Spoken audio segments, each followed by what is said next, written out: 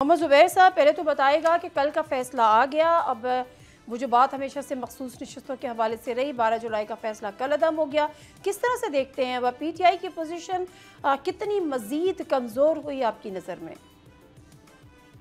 देखिए, ये एक सिस्टम है, अथॉरिटेरियन सिस्टम है।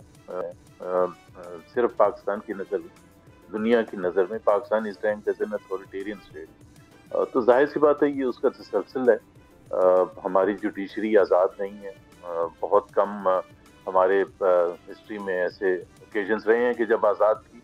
और सबसे बड़ी बात ये, सबसे बड़ी बात है, अवाम का मैंडेट पहले छीना गया और ये दोबारा अवाम का मैंडेट छीना गया। लेट्स सपोज पीटीआई ने सही तरीके से कोई चीज़ नहीं लीगल पॉइंट्स रेज किए, तो अवाम का क्या कसूर है? 24 करोड़ अवाम को डिसइनफ्रेंचाइज आपने कर दिया उठा के, कि जी पहले बल्ला लेके, पहले उनको इलेक्शन में लड़ने के लिए हर किस्म की मुश्किलात कायम की गई।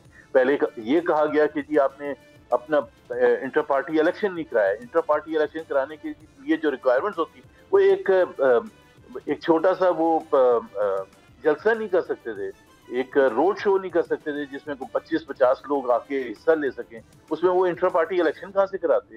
सारी कुर्सियां तोड़ दी जाती थी, उठा दिए जाते थे, लोगों को अरेस्ट कर दिया जाता था।